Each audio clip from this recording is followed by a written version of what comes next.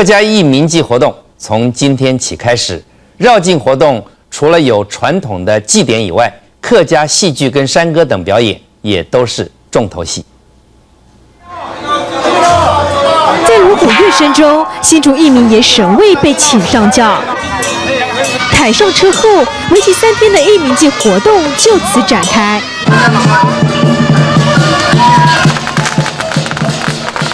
经过长途跋涉，艺民爷神轿终于抵达台北市政府广场。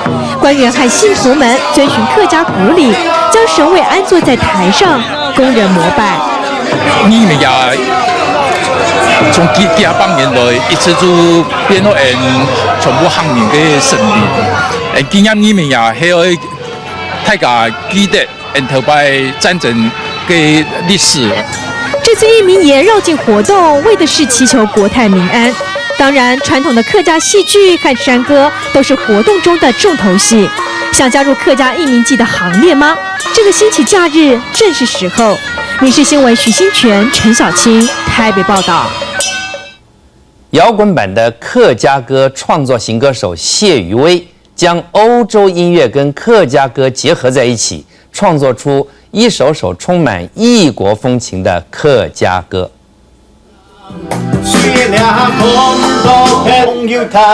我就是一个客家，在客家人，在客家家庭长大啊，底推被台啊，这样演变出，我想他自然而然会有一种在台北客家人的客家精神吧。就是这样的执着和热情，33岁的歌手谢余威唱出全新的摇滚客家歌。不管是西洋流行歌曲还是欧洲古典歌剧，谢余威全都重新编曲过，原因只有一个，那就是向音乐做挑战。不知道哈嘎歌讲的那么 local 嘛？因为我们其实哈嘎也 Kyong 地北都有很多很美的发音，像 Shong Boy 啊、Dong Hyong， 其实跟那个法文跟欧洲语气其实很近的。所以他作品地北都也有把歌剧改成客家话来唱。马不停蹄的音乐创作，热情奔放的唱腔，谢余威对客家音乐的热爱，就如同这段歌词一样，我会勇敢向前走，走出客家音乐的希望。民视新闻许新全、陈小青台北报道。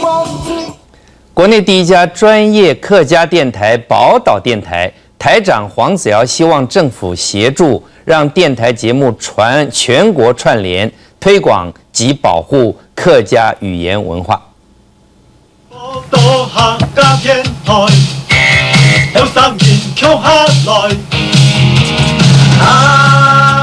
报道奉扬发布奉为节目啊。有法律问题吗？主持人同时也是律师的魏景芳在空中提供法律咨询。虽然会说客语的人不多，但电台节目的多样性颇受好评。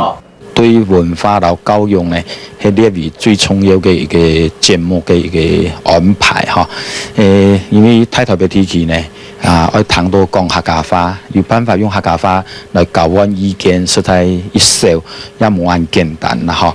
電台從上午7點到深夜12點進行現場節目，不過頻率的限制，收聽範圍實在有限。電台希望全台能串聯。也係政府呢，大力來聽數，所以講也呢已經安排講全國嘅聯播網哈可以辦法夾來編列預算，來大家呢來合作。說客語的人越來越少，但豐富的文化內涵必須加以保存。民視新聞主任馬登州台北報道。